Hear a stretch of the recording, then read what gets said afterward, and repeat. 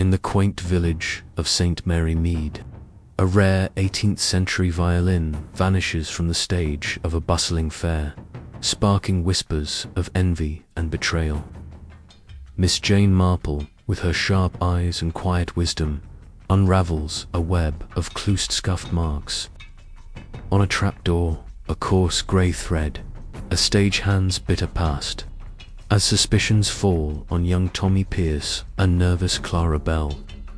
The truth points to Jim Carver, whose toolbox hides a secret too tempting to resist. In a village where gossip reigns, only Miss Marple sees the small things that solve a grand mystery.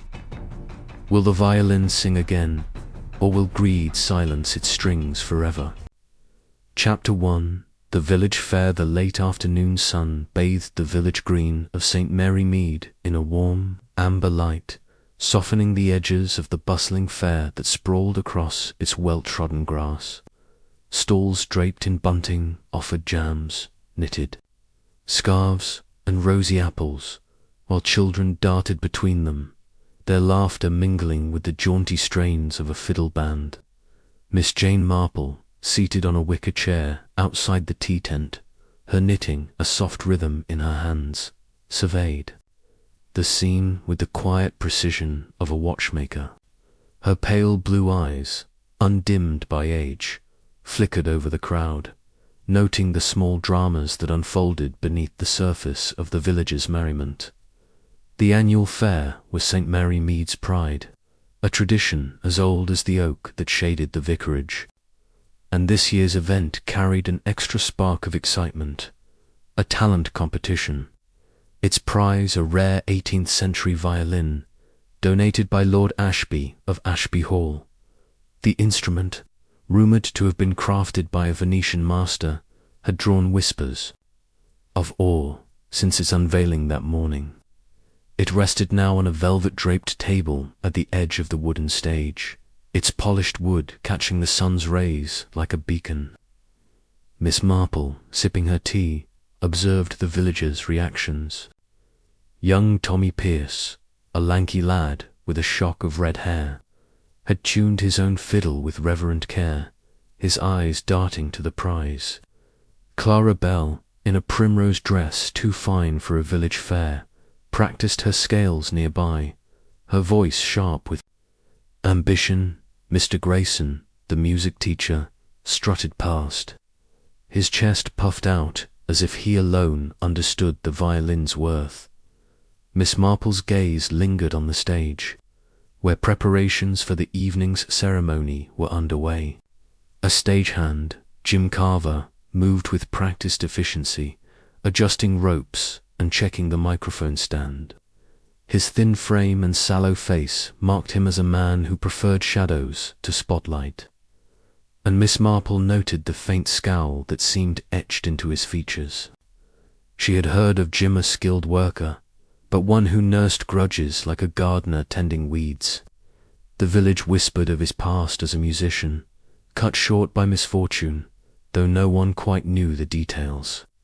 A man who feels life is cheated. Him, Miss Marple mused, her needles clicking steadily. The crowd thickened as the talent competition drew to a close. Tommy's fiddling had been spirited, Clara's singing clear if a touch affected, and Mr. Grayson's piano recital ponderously correct. The judges, led by Lord Ashby himself, conferred behind a striped awning, their murmurs drowned by the hum of anticipation. Miss Marple, her tea cooling, watched the velvet table where the violin lay. It was unguarded for the moment, save for Jim Carver's occasional glance as he coiled a rope nearby. Something in his posture too casual perhaps caught her attention, but she filed it away, as she always did, for later consideration. As the sun dipped below the horizon, casting long shadows across the green, the fair's energy shifted. The fiddles faded, and the crowd gathered before the stage, eager for the announcement. Miss Marple adjusted her shawl, her eyes never straying far from the velvet table. The violin gleamed, a silent promise of triumph for one and envy for others. She thought of human nature, how it bubbled up in such moments: greed, pride, or simple longing. A prize like that, she murmured to herself, brings out more than talent. Her needles paused, as if sensing the first thread of a mystery about to unravel. Chapter 2. The ceremony. The twilight air hung soft and heavy over St. Mary Mead's village green, the fading light weaving a delicate veil over the fair's closing festivities. The crowd, a lively mosaic of villagers in their Sunday best, pressed closer to the wooden stage, their murmurs rising like a tide. The talent competition had ended, and the moment of triumph, the presentation of Lord Ashby's rare 18th century violin, was at hand. Miss Jane Marple, seated near the tea tent, her knitting folded neatly in her lap, observed the scene with her customary quiet alertness. Her pale blue eyes, sharp as ever behind their spectacles, traced the movements of those on and around the stage, her mind already sifting the undercurrents beneath the evening's cheer. The stage, a sturdy platform erected each year for the fair, stood at the heart of the green, its boards weathered but freshly swept. A velvet-draped table held the violin, its polished surface catching the last glimmers of daylight, a beacon of elegance amidst the rustic setting. The instrument, crafted by a Venetian master, was said to sing with a voice that could stir the solar fact. Lord Ashby had repeated with theatrical relish all day. Miss Marple, sipping her now lukewarm tea, noted the crowd's anticipation. Young Tommy Pierce, the red-haired fiddler, stood at the stage's edge, his hands fidgeting with nervous pride. Clara Bell, her primrose dress catching the breeze, whispered to a friend, her eyes darting to the prize, and Mr. Grayson, the music teacher, loomed near the judges' table, his expression a blend of superiority and impatience. Each, Miss Marple thought, had their own reasons to covet the violin, though not all were as innocent as they seemed. Lord Ashby, a portly figure in a tweed suit that strained at the seams, ascended the stage with the air of a man relishing his moment. His florid cheeks glowed under the string lights, and his voice, rich with self-importance, boomed across the green as he thanked the villagers for their enthusiasm. A splendid day, he declared, gesturing grandly toward the velvet table. And now, the crowning moment, the presentation of a treasure, a violin of unmatched craftsmanship, to the winner of our little competition. The crowd clapped, their applause a warm ripple, though Miss Marple's gaze lingered on the stage's periphery, where Jim Carver, the stagehand, moved with a restless efficiency. His wiry frame was half hidden in the shadows, adjusting a microphone stand with a touch too much force, his sour expression a stark contrast to the festive mood. The judges, a trio of local worthies, including the vicar and Mrs. Price from the bakery, had named Tommy Pierce the winner after much deliberation. His fiddling, lively and heartfelt, had outshone Clara's polished soprano and Mr. Grayson's ponderous piano. Tommy, blushing under his freckles, was called to the stage, his boots scuffing the boards as he climbed the steps. The crowd cheered, though Miss Marple noted a few sour faces. Clara's lips pursed tightly, and Mr. Grayson muttered something to a neighbour, his eyes narrow. Lord Ashby, beaming, motioned for Tommy to stand beside him, then turned to the velvet table with a flourish. "And now, young man," he said, "your prize." The crowd held its breath as Lord Ashby reached for the violin. His hand hovered, then froze. His florid face paled, and a gasp escaped him, sharp and theatrical. "It's gone," he cried, his voice cracking with disbelief. The crowd stirred, a murmur of confusion swelling into a clamour. Miss Marple's cup paused at her lips, her eyes narrowing as she scanned the stage. The velvet table was bare, its rich cloth undisturbed but for a faint crease where the violin had lain.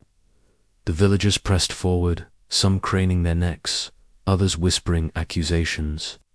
Constable Higgs, a sturdy man with a slow gait, pushed through to the stage, his notebook already in hand. Who was near the table? Lord Ashby demanded, his voice rising to a near shriek. This is outrageous. A priceless instrument, stolen under our noses. His indignation was genuine, Miss Marple noted, but tinged with the drama of a man who loved an audience. Constable Higgs, ever methodical, began questioning those closest to the stage.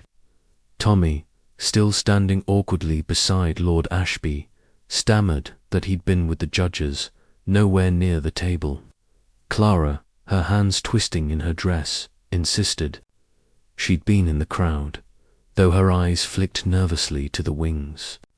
Mr. Grayson, his voice loud with righteous anger, pointed at Tommy. The boy was up there last, wasn't he? Jealousy, that's what it is. He didn't want anyone else to have it. Tommy's face flushed crimson. I didn't touch it, he protested, his voice cracking with youth and indignation.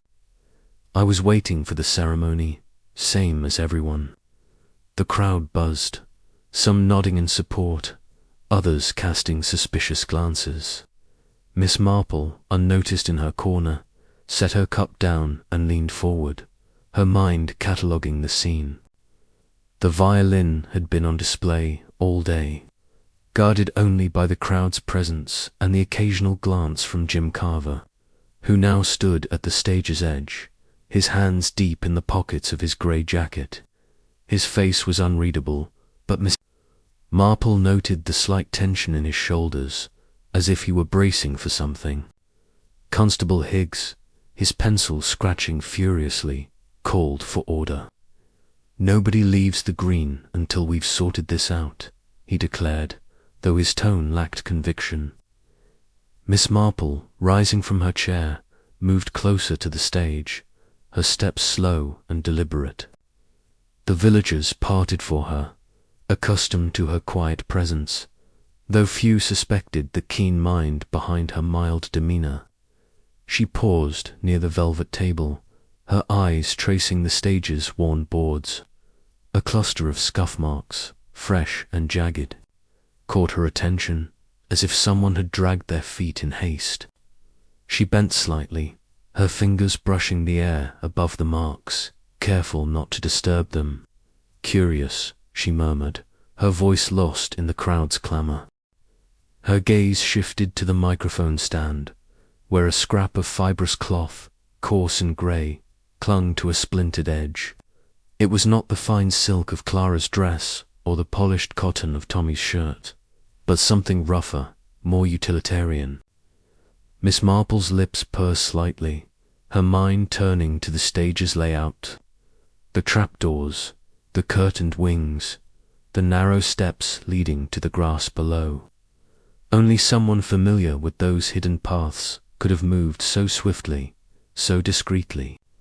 Her eyes flicked to Jim Carver, who was now coiling a rope with exaggerated care, his back to the crowd. A man who knows the stage's secrets, she thought, her needles still in her lap, though her fingers itched to unravel more than wool. Lord Ashby, meanwhile, was in full cry, pacing the stage like an actor in a tragedy. This is a disgrace, he thundered, his hands waving wildly. I entrusted this village with a treasure, and now it's gone. I demand a thorough search. The villagers, caught between sympathy and curiosity, began offering theories. Mrs. Price swore she'd seen a stranger lurking near the stage earlier, though her description was vaguer, tall man or perhaps short, in a dark coat. Clara's friend, a nervous girl named Lily, whispered that Tommy had been awfully close to the table during his performance, a claim Tommy hotly denied. Mr. Grayson, seizing the moment, suggested a rival village might have sent a thief to shame St. Mary Mead. "It's just the sort of thing they'd do in Chipping Cleghorn," he said, his voice dripping with disdain. Miss Marple listened, her head tilted slightly, as if the villagers' chatter were a melody she was deciphering. She noted the contradictions, the half-truths, the eagerness to point fingers. Human nature, she knew, was never more transparent than in moments of crisis, when fear and greed bubbled to the surface. She approached Constable Higgs, who was struggling to keep up with the flood of accusations. "Perhaps, Constable," she said softly, "you might look at the stage itself. The boards, the Stansmore things, but they often speak louder than words." Higgs, accustomed to Miss Marple's cryptic suggestions, nodded grudgingly, though his eyes betrayed his skepticism. As the crowd dispersed, some to search the stalls, others to gossip in clusters, Miss Marple lingered near the stage. The string light swayed gently, casting shadows that danced across the scuffed boards. She thought of the violin, its delicate curves now hidden somewhere perhaps not far. She thought of Jim Carver, his furtive glances, his knowledge of the stage's nooks and crannies. She thought of the fibrous cloth, so out of place among the fair's finery. "A small thing," she murmured, "but small things are often the key." Her shawl slipped slightly, and she adjusted it, her mind already weaving the first threads of a pattern that would, in time, reveal the truth. The fairground grew quieter, the stars pricking through the velvet sky. Miss Marple returned to her chair, her knitting resumed, but her thoughts were far from idle. The violin's absence was no accident, she was certain, and the answer lay not in the crowd's clamour, but in the silent clues left behind. As she clicked her needles, she felt the familiar stir of curiosity, the quiet thrill of a puzzle taking shape. The ceremony had ended, but the mystery had only begun. Chapter 3. The first clues. The village green of St. Mary Mead, so recently alive with the fair's gaiety, now hummed with a different energy, restless, whispering unease that clung to the night air like damp mist. The string lights swayed gently above the stage, casting flickering shadows across the crowd that lingered, reluctant to disperse after the shocking theft of Lord Ashby's rare violin. Miss Jane Marple, her knitting folded in her lap, stood quietly near the tea tent, her slight figure almost invisible amidst the clamour. Her pale blue eyes, sharp and unyielding, moved methodically over the scene, noting the flushed faces, the pointed fingers, the subtle shifts in posture that betrayed more than words ever could. The violin's disappearance had stirred the village, like a stone dropped into a still pond, and Miss Marple, ever the observer of human ripples, was already tracing their source. Constable Higgs, his broad shoulders squared with determination but his brow furrowed with the weight of inexperience, stood at the centre of the stage, his notebook open and his pencil stub worn to a blunt point.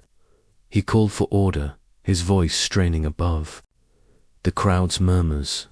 "Nobody leaves until I've had a word with those closest to the stage," he barked, though his command lacked the authority to quell the rising tide of speculation.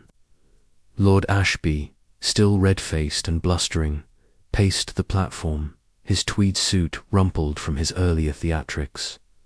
"A disgrace, Higgs," he bellowed. "A priceless treasure, gone. I hold you responsible for this." Higgs, unaccustomed to such aristocratic ire, muttered assurances of a thorough investigation. Though his eyes darted uncertainly across the sea of faces, Miss Marple, unnoticed by most, slipped closer to the stage, her steps soft and deliberate. She had no official role in the matter, of course, but her curiosity, honed by years of unraveling the village's small dramas, was as keen as ever. The velvet-draped table, now bare, stood like a silent accusation, its rich cloth unmarred save for a faint crease where the violin had rested. She paused, her gaze dropping to the stage's weathered boards. There, near the table's edge, were scuff marks, jagged, irregular scratches that spoke of haste, as if someone had pivoted abruptly, their shoes grinding against the wood. Miss Marple's lips pursed slightly. Not the careful tread of a performer, she murmured to herself, but the rush of someone with purpose. Her eyes moved to the microphone stand, its base slightly askew from Jim Carver's earlier adjustments. A scrap of fibrous cloth, coarse and grey, clung to a splintered edge where the stand's metal met the wood. It was a small thing, easily overlooked, but to Miss Marple it was as telling as a shout. The cloth was not the fine weave of Clara Belle's primrose dress, nor the sturdy cotton of Tommy Pierce's shirt, nor even the polished wool of Mr. Grayson's suit. It was rougher, more utilitarian, perhaps, the sort of fabric found in a work jacket. She filed the observation away, her mind already turning to the stage's layout, its trapped doors, its curtained wings, its narrow steps descending to the grass below. Only someone familiar with those hidden paths could have moved so swiftly, so discreetly, in the brief window between Tommy's victory and Lord Ashby's discovery. The crowd, meanwhile, was a cauldron of theories and accusations. Mr. Grayson, his voice carrying the weight of self-appointed expertise, stood near the judge's table, his arms crossed and his expression one of righteous indignation. "It's obvious, isn't it?" he declared to a cluster of villagers. The boy, Tommy Pierce, was up there last. Jealousy, plain and simple. He couldn't bear the thought of anyone else touching that violin. Tommy, standing awkwardly near the stage's steps, his freckled face flushed with anger, shot back, "That's a lie. I was with the judges, waiting for the ceremony. I never went near the table." His voice cracked, betraying his youth, and a few villagers murmured in sympathy, though others cast doubtful glances his way. Clara Belle, her primrose dress catching the string light's glow, hovered at the crowd's edge, her hands twisting nervously in her gloves. "I didn't see anything," she insisted to Constable Higgs, though her eyes darted to the wings where Jim Carver stood, his wiry frame half hidden in the shadows. "I was in the crowd, watching like everyone else." Her friend Lily, a mousy girl with a penchant for gossip, leaned close and whispered something, her words too soft for Miss Marple to catch, but enough to make Clara's cheeks flush. Miss Marple noted the exchange, her mind cataloguing the subtle tensions that rippled. Through the group, Lord Ashby, still pacing, turned his wrath on the stage crew. "What about that man Carver, isn't it?" he demanded, pointing a trembling finger at Jim, who was now coiling a rope with exaggerated care. He was crawling all over the stage. Who's to say he didn't pocket it? Jim's head snapped up, his sallow face tightening. "I was doing my job," he said curtly, his voice low but edged with defiance. "I don't touch what ain't mine." His hands, Miss Marple noted, were deep in the pockets of his grey jacket, its cuffs frayed and slightly worn. She thought of the fibrous cloth, her fingers itching to compare its texture, though she knew better than to disturb the scene. Constable Higgs, overwhelmed by the flood of voices, began questioning those closest to the stage. He started with Tommy, who repeated his story with earnest indignation. "I played my piece, then went to the judge's table," he said, his eyes wide. "I didn't even look at the violin after my performance." Higgs scribbled notes, then turned to Clara, who offered little beyond nervous assurances of her innocence.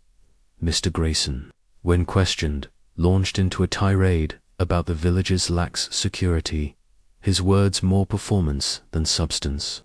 Miss Marple, listening from the sidelines, found his bluster oddly revealing. Man so eager to accuse others often had his own insecurities to hide. As Higgs moved through the crowd, Miss Marple approached the stage, her movements slow and unassuming. She bent slightly, her eyes tracing the scuff marks again.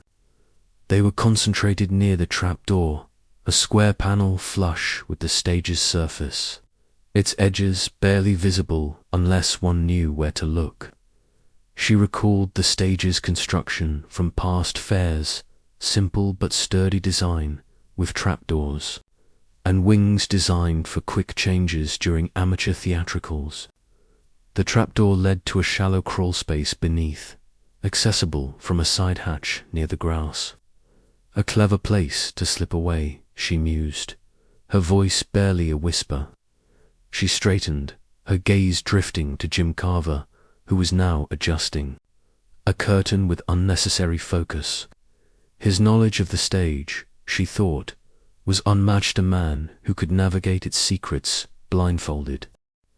The villagers, meanwhile, were spinning their own tales. Mrs. Price, the baker's wife, swore she'd seen a stranger near the stage earlier in the day, a vague figure in a dark coat, though her details shifted with each retelling. Could have been from Chipping Cleghorn, she said, her voice heavy with suspicion. They've always been jealous of our fair. Others whispered about Tommy's temper, recalling a long-ago incident when he'd quarrelled with a schoolmate over a broken fiddle string. Clara's friend Lily, eager to contribute, hinted that Clara had been awfully upset about losing the competition, though Clara shot her a sharp look that silenced further speculation. Miss Marple listened to it all, her head tilted slightly, as if the villagers' chatter were a tapestry she was examining for loose threads. She approached Constable Higgs, who was wiping his brow with a handkerchief, his notebook now a mess of hurried scrawls. A difficult business, Constable, she said gently, her tone that of a kindly aunt offering tea, but you might find it useful to examine the stage more closely. Those marks on the boards, and that bit of cloth on the stand, they may tell you more than the loudest voices. Higgs, accustomed to Miss Marple's cryptic advice, nodded grudgingly. I'll have a look, Miss Marple, he said, though his tone suggested he doubted the value of such small details. Miss Marple smiled faintly, knowing that truth often hid in the overlooked, as the crowd began to thin, some villagers drifting toward the stalls to salvage the evening's merriment. Miss Marple lingered near the stage. The string lights cast their soft glow, illuminating the scuff marks and the fibrous cloth-like clues in a spotlight. She thought of Jim Carver, his furtive glances, his intimate knowledge of the stage's hidden corners. She thought of the violin, its delicate beauty now concealed somewhere perhaps closer than anyone suspected.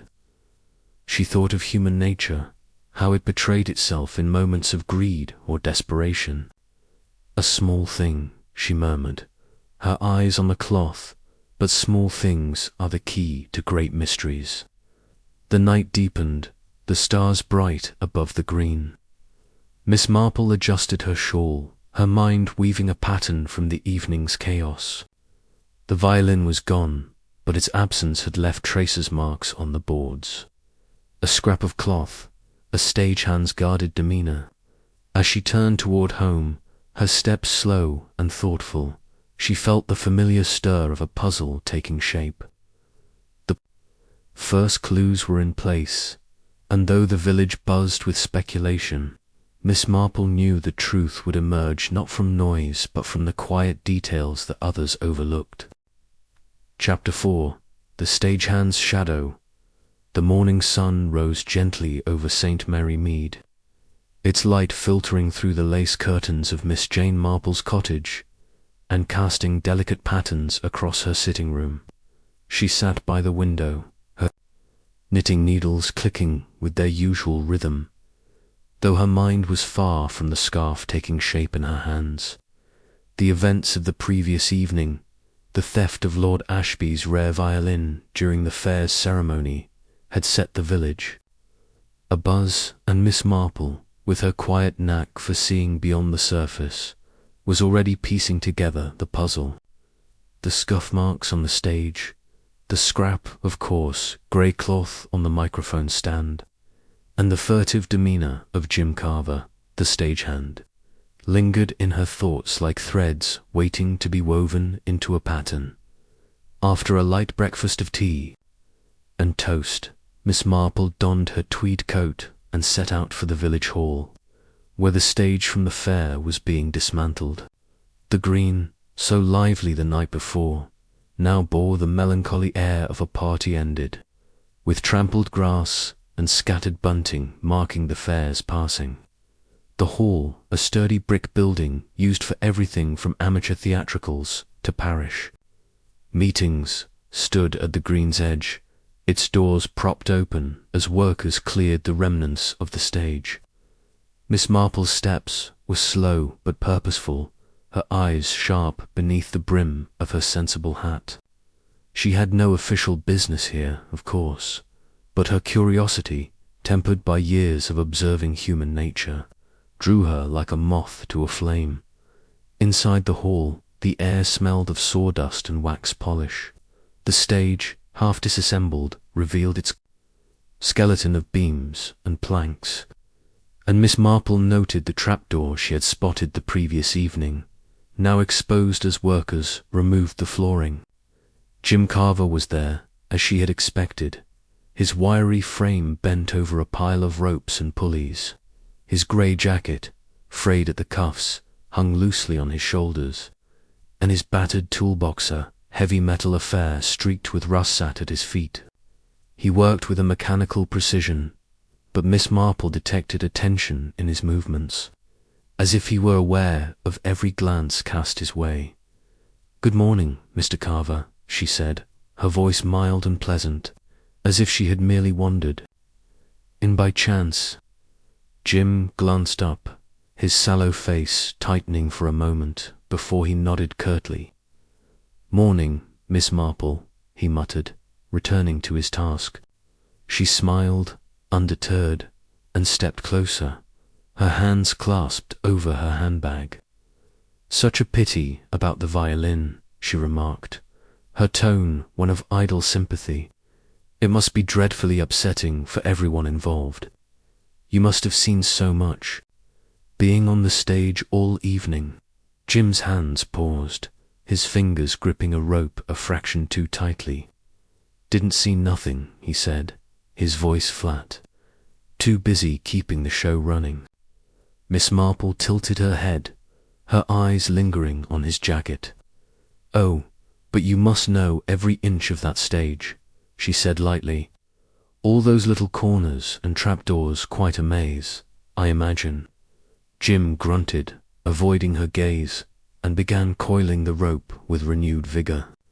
Miss Marple noted the faint sheen of sweat on his brow, though the morning was cool. A man who knows his trade, she thought, but perhaps too eager to dismiss questions. She lingered, pretending to admire the hall's faded posters of past productions, though her attention remained on Jim. His toolbox caught her eye, a sturdy, practical thing, large enough to hold more than hammers and nails. She recalled the violin's dimensions, its slender case no wider than a loaf of bread but long enough to require careful concealment. A toolbox, she mused silently, would be just the place for something precious, if one were bold enough. She filed the thought away, her mind turning to the grey cloth from the microphone stand. Jim's jacket, she noted, was of a similar coarse weave, its cuffs worn enough to shed fibres. Careless, she thought, to leave such a trace. As she chatted amiably about the fair's success, Miss Marple steered the conversation to the stage's design. "I've always wondered how you manage those quick changes," she said, her tone admiring. "Trapdoors and curtains, all so cleverly hidden. You must have to plan every move."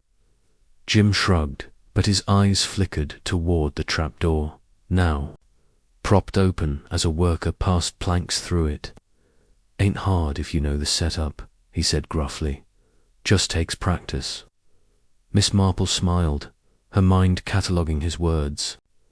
The trapdoor led to a crawl space beneath the stage, she knew, with an exit hatch near the grasser, perfect route for someone needing to slip away unnoticed, thanking Jim for his time.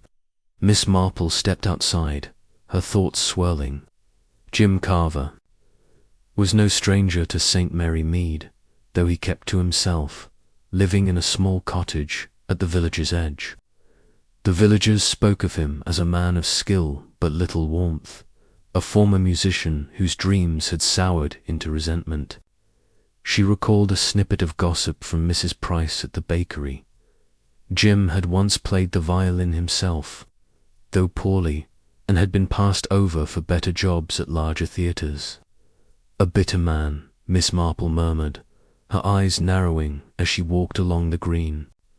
Bitterness, she knew, could fester into something darker, envy, perhaps, or greed. Her path took her past the vicarage, where she paused to exchange pleasantries with the vicar's wife, Mrs. Clement, who was pruning roses in the garden. The conversation turned, as it inevitably did, to the theft. "Such a scandal!" Mrs. Clement exclaimed, her shears snipping with indignation. "Lord Ashby is beside himself, and poor Tommy Pierce is half sick with worry. Everyone's saying he took it, you know, though I can't believe it of him." Miss Marple listened, her head tilted, as Mrs. Clement rattled on. "And then there's Mr. Grayson, going on about sabotage from Chipping Cleghorn, as if they'd bother with our little fair. But I did hear something odd. Clara Bell told Lily she saw Jim Carver near the stage after the performances, looking shifty, as she put it. Of course, Clara's always been a bit dramatic." Miss Marple's eyes brightened, though her expression remained serene. "How interesting," she said softly. "And what did Clara say he was doing?" Mrs. Clement frowned, her shears pausing.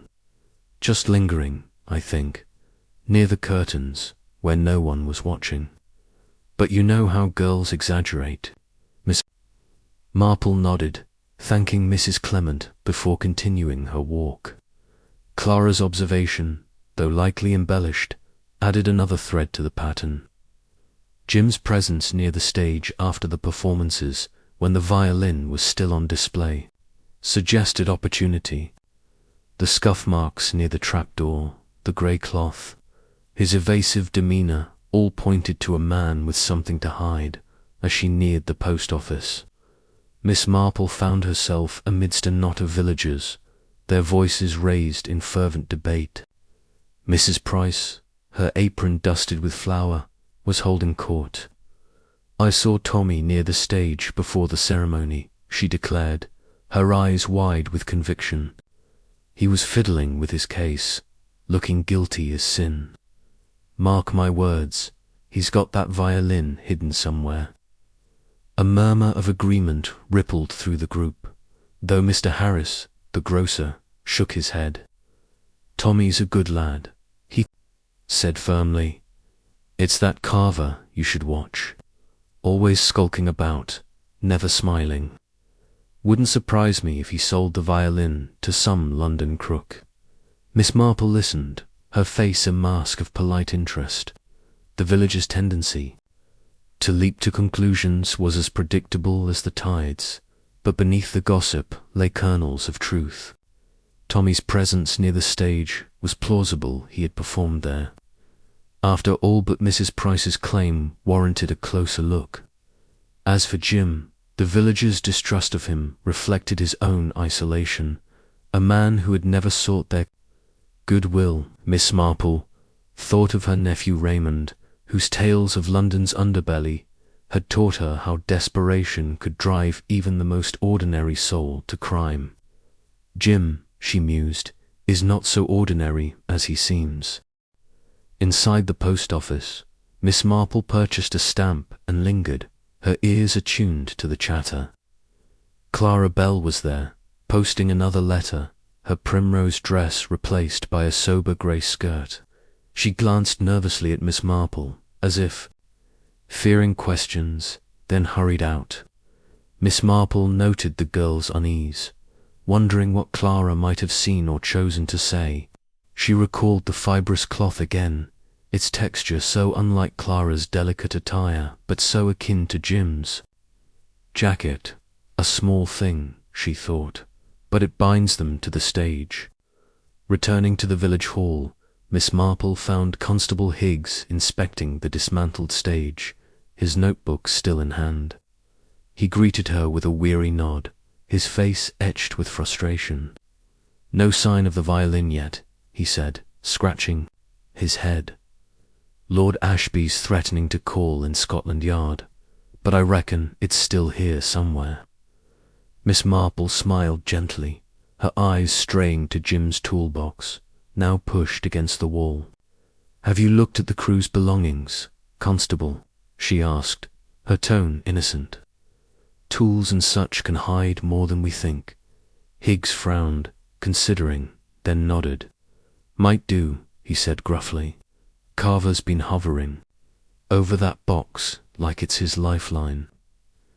As she left the hall, Miss Marple's thoughts turned to the violin's value, not just its monetary worth, but its allure to a man like Jim, a musician fallen on hard times, resentful of those who had succeeded where he failed, might see the violin as more than a prize. It could be a ticket to a new life, sold to a collector far from St. Mary Mead's prying eyes. She thought of the trapdoor, the scuff marks, the grey cloth, and Jim's guarded answers. "He knows more than he says," she murmured her steps, slow along the green. "But he does not know how much he has already revealed." The morning wore on, the village settling into its usual rhythm, though the theft cast a shadow over every conversation. Miss Marple returned to her cottage, her mind a tapestry of clues and suspicions. She sat by the window, her knitting resumed. But her thoughts were with Jim Carver, his toolbox, his jacket, his knowledge of the stage's secrets. The stagehand's shadow loomed larger now, a figure at the edge of the mystery, waiting for the light of truth to find him. As her needles clicked, Miss Marple felt the puzzle taking shape, its pieces falling into place with the quiet inevitability of a well-told tale. Chapter 5. The village gossip. The midday sun cast a gentle warmth over St. Mary Mead, softening the edges of the village green where the fair's remnants, few crumpled streamers, a forgotten shore lay scattered like the aftermath of a dream. The theft of Lord Ashby's rare violin had settled into the villagers' consciousness like a persistent fog, and every corner shop and garden gate buzzed with speculation. Miss Jane Marple, her straw hat tilted against the light, walked slowly toward the post office, her handbag tucked under her arm and her mind alive with the clues she had gathered. The scuff marks on the stage's trapdoor, the coarse grey cloth on the microphone stand, and the guarded demeanour of Jim Carver, the stagehand whose shadow loomed ever larger in her thoughts. Her knitting, left at home for once, was replaced by a mental tapestry, its threads weaving together the villagers' chatter and her own observations. The post office, a squat building with a red-tiled roof, was the heart of St. Mary Mead's. Gossip, a place where letters were posted and secrets exchanged with equal care. Miss Marple stepped inside, the bell above the door jingling softly, and found the small room crowded with villagers, their voices overlapping in a symphony of conjecture. Mrs. Price, the baker's wife, stood behind the counter, her hands dusted with flour as she recounted her version of the theft to a rapt audience. "I saw young Tommy Pierce near the stage. I did," she declared, her eyes wide with conviction. "Just before the ceremony, he was fiddling with his case, looking as guilty as a fox in a hen house. Mark my words, he's got that violin stashed somewhere." Her listeners nodded, some with skepticism, others with eager agreement, their faces alight with the thrill of scandal.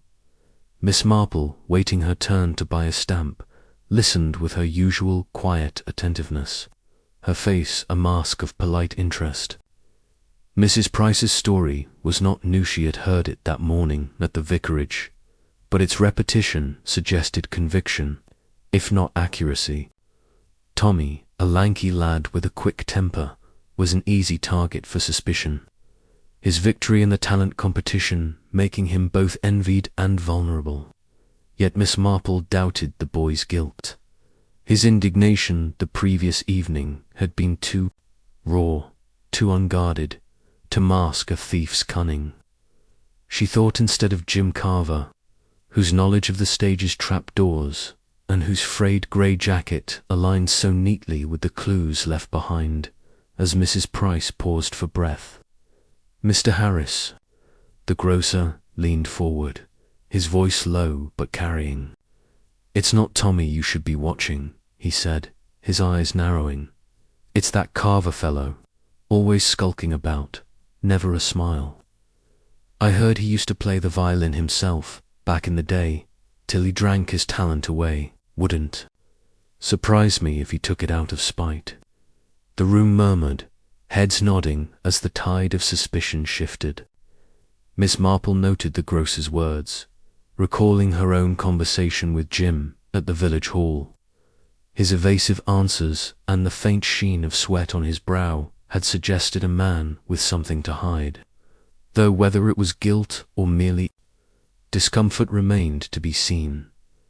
Clara Bell, the soprano who had lost the competition, stood near the counter, her grey skirt a sober contrast to the primrose dress she had worn at the fair.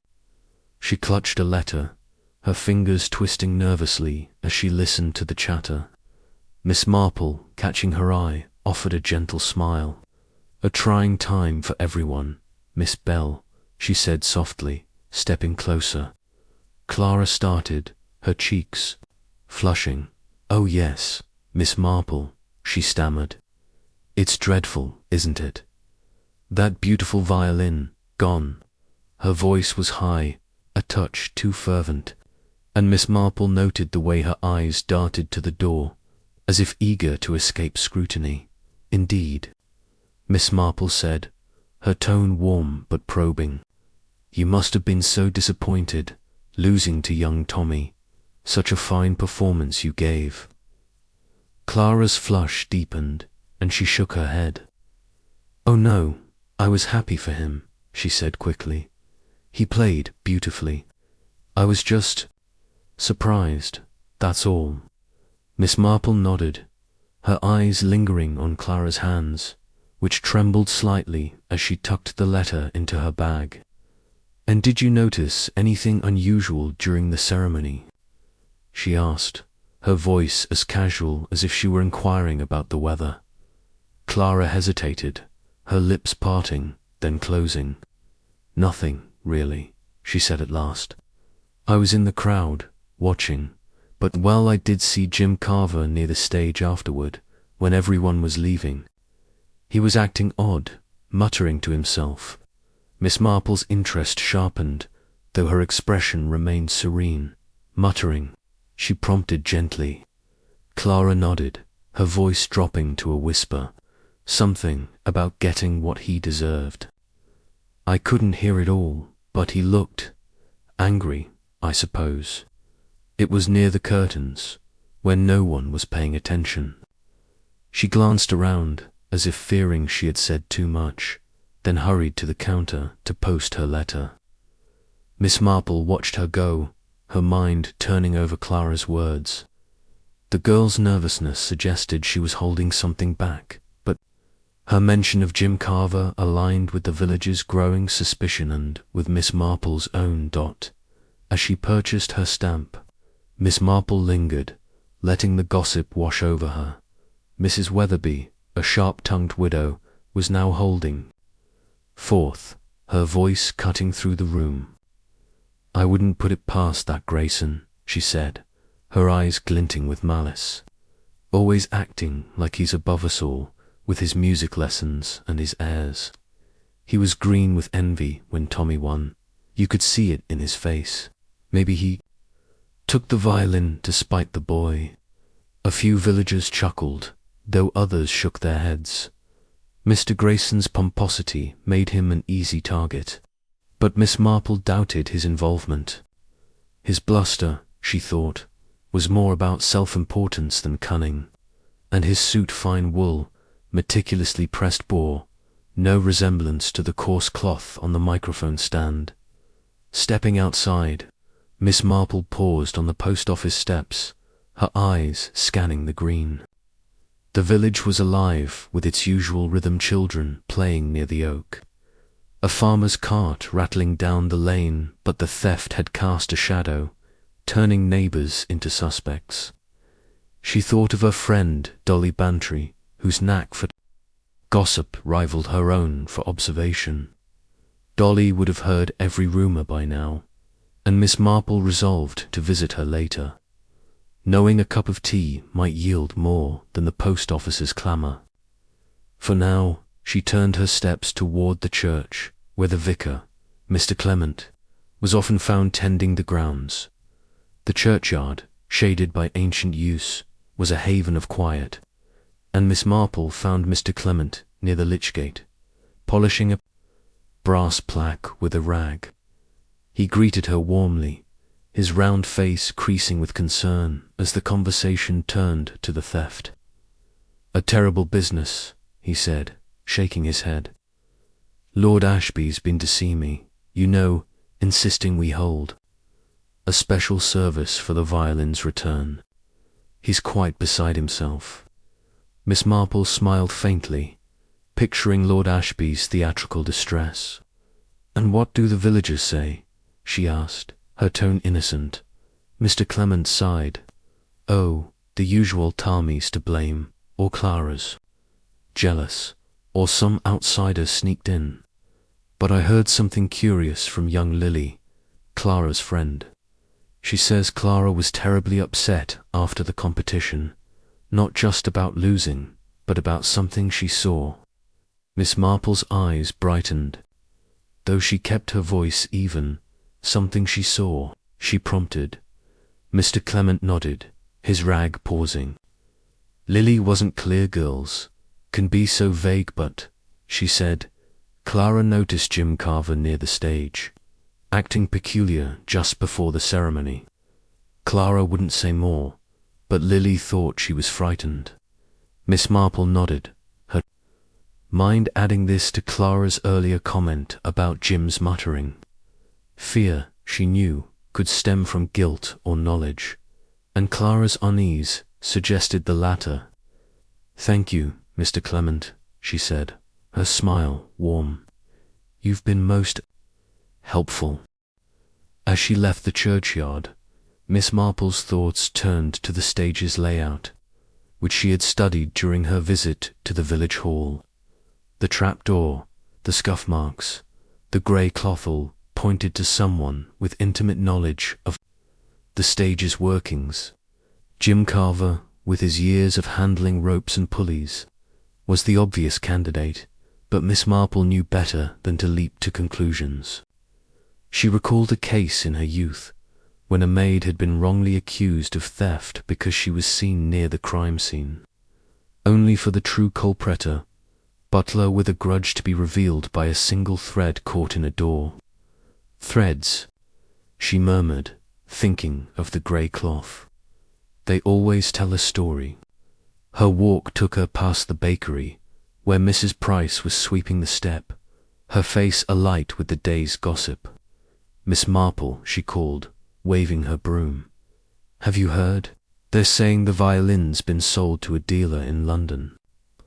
Already Mr. Grayson's telling everyone it's a conspiracy, that Chipping Cleghorn sent someone to ruin our fair. Miss Marple smiled, shaking her head. Mr. Grayson does love a grand theory, she said lightly, but I suspect the truth is closer to home. Mrs. Price leaned closer, her voice dropping.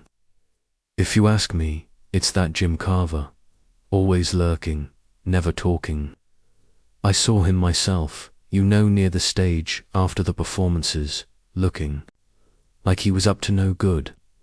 Miss Marple nodded, her mind noting the repetition of Jim's name in the villagers' narrative.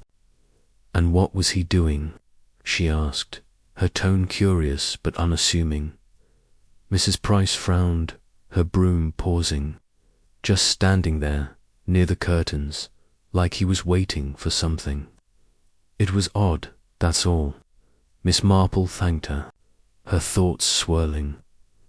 Jim's presence near the stage, his muttered words, his frayed jacket all, were threads in the same tapestry, but the pattern was not yet clear.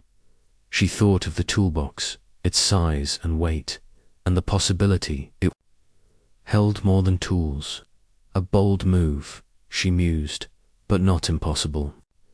As the afternoon waned, Miss Marple returned to her cottage, her mind a whirl of clues and suspicions. She sat by the window, her knitting resumed, though her needles moved slowly, her thoughts elsewhere. The village gossip had painted a picture of envy and opportunity, with Tommy, Clara, and Jim at its centre. But it was Jim who stood out, his shadow cast by the stage's secrets and the grey cloth's silent testimony. Miss Marple thought of human nature, how it betrayed itself in small ways, a glance, a word, a scrap of fabric. He thinks he's covered his tracks, she murmured, her eyes on the green outside. But the smallest things betray the cleverest. Plans. The sun dipped lower, casting long shadows across the village. Miss Marple's needles clicked on, a steady counterpoint to her racing thoughts. The violin was out there, hidden but not gone, and the truth, she knew, was closer than the village suspected. As she wove her scarf, she wove her theory, each clue a stitch in a pattern that would, in time, reveal the stagehand's shadow for what it was. Chapter 6. A visit to Lord Ashby. The afternoon sun hung low over St. Mary Mead, its golden light softening the contours of the village's thatched roofs and stone walls, lending a deceptive calm to a place still simmering with the scandal of the stolen violin. Miss Jane Marple, her straw hat exchanged for a more formal felt one, walked with measured steps along the winding lane to Ashby Hall, the grand estate of Lord Ashby. Her handbag swung gently at her side, and though her posture was that of a kindly spinster paying a courtesy call, her mind was as sharp as the needles she had left at home, weaving together the clues that had emerged since the fair. The scuff marks near the stage's trapdoor, the coarse grey cloth snagged on the microphone stand, and the persistent whispers about Jim Carver, the stagehand whose guarded demeanour and frayed jacket marked him as a figure of interest. Ashby Hall loomed at the end of a gravel drive, its ivy-clad facade imposing yet slightly faded, a testament to old wealth stretched thin by modern times.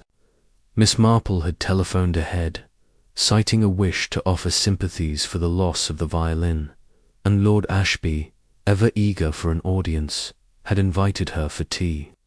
She was shown into the drawing-room by a young maid, whose nervous curtsy suggested the household was as unsettled by the theft as the village. The room was a study in opulence, polished mahogany, heavy drapes, and a grand fireplace, though Miss Marple noted a faint air of neglect, a chipped vase here, a threadbare cushion there. Lord Ashby, she reflected, was a man who loved the appearance of grandeur more than its upkeep. Lord Ashby rose to greet her, his portly figure clad in a velvet smoking jacket that seemed chosen for effect rather than comfort. His florid cheeks were still flushed with indignation, though his eyes gleamed with the pleasure of having a new listener for his woes. "Miss Marple, how good of you to come," he boomed, gesturing to a plush armchair. "This is a calamity, simply a calamity.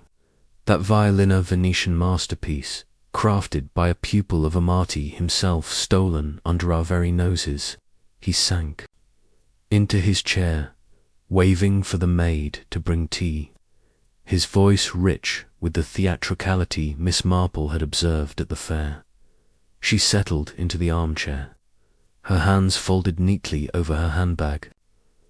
"A dreadful loss, Lord Ashby," she said, her tone one of gentle sympathy. "I thought I might call to see how you're bearing up. The village is quite shaken." Her words were sincere but calculated, designed to draw him out, and Lord Ashby took the bait with relish. "Shaken, they should be ashamed," he declared, his hands flailing. "I entrusted St. Mary Mead with a treasure, and what do I get? Thievery. Constable Higgs is useless scribbling in his notebook while the culprit walks free." Miss Marple nodded, her eyes drifting to a glass-fronted cabinet across the room, where a collection of antique instruments, a lute, a mandolin, and a violin case strikingly similar to the stolen one's description gleamed under the chandeliers. Light tea arrived, served in delicate porcelain cups, and Miss Marple sipped hers slowly, letting Lord Ashby's tirade run its course. "The violin," he continued, "was not just an instrument but a piece of history. Its tone, pure, resonant, like a voice from the heavens. I had hoped to see it played by a worthy talent, but now," he trailed off, shaking his head, and Miss Marple seized the opening. "It must have been a difficult decision to part with. Such a treasure," she said softly. "You must have known the fair staff well to trust them with it." Her words were innocent, but her eyes, sharp behind her spectacles, watched his reaction. Lord Ashby leaned back, his expression softening into one of self-important reflection. "Indeed, I chose the staff myself," he said. "The sorts, the vicar and Mrs. Price, though she's a bit prone to gossip. And the stage crew, well, they're simple folk, but competent. That Carver fellow, for instance, Jim, isn't it? He's been with the fair for years, knows the stage like the back of his hand." Miss Marple's interest quickened, though her face remained serene. "Mr. Carver seems very capable," she said, her tone neutral. "I understand he was once a musician himself." Lord Ashby's brows rose, as if the fact had slipped his mind. "Was he, now? Yes, I believe you're right. Played the violin, I think, though not with any great skill. Fell on hard times. Poor chap, drink, I heard, or some such trouble. But he's reliable enough, with ropes and pulleys. Never gave me cause to doubt him, until now, of course." He frowned, his fingers drumming on the armrest.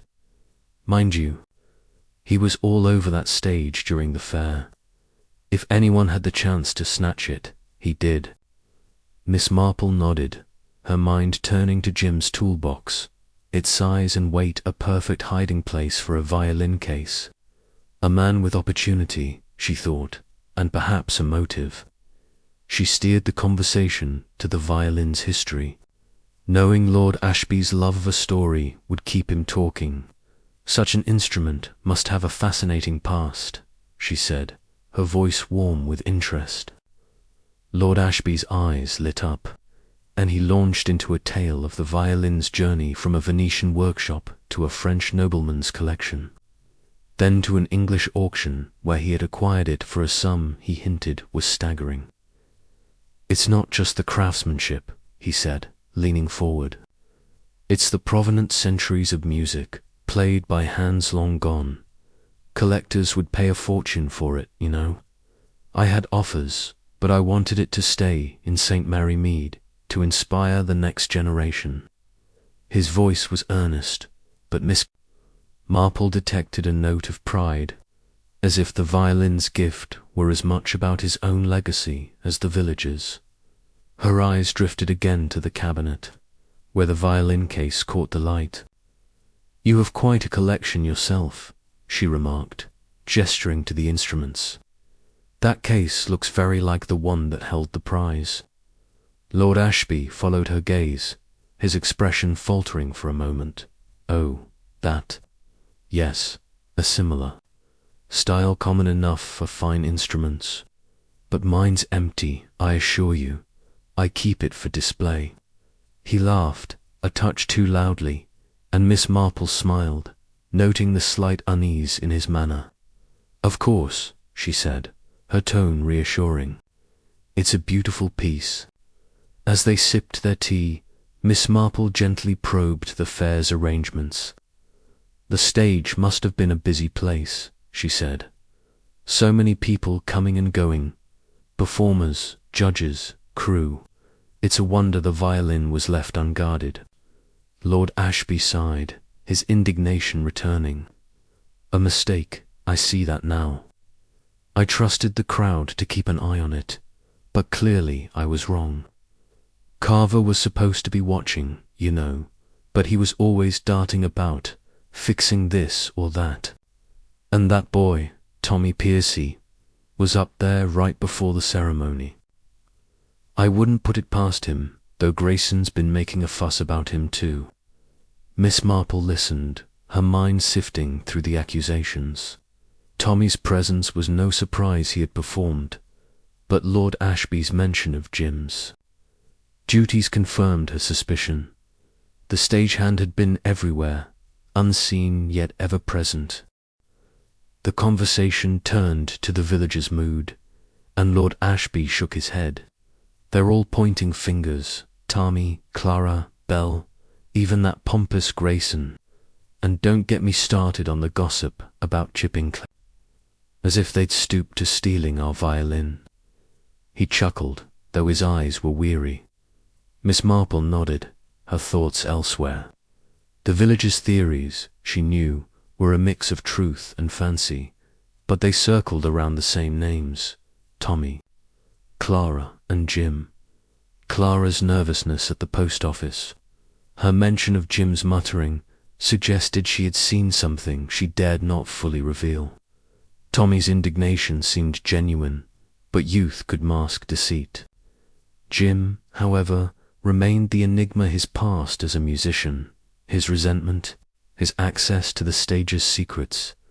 As the maid cleared the tea tray, Miss Marple rose, thanking Lord Ashby for his hospitality. "I do hope the violin is found soon," she said, her voice soft but earnest. "It would be such a shame for so fine an instrument to be lost." Lord Ashby nodded, his face a mix of hope and frustration. "Higgs had better pull himself together," he muttered. "I've half a mind to call in the professionals." Miss Marple smiled, saying nothing, but her mind was already turning to Constable Higgs's investigation, and how she might nudge it toward the truth.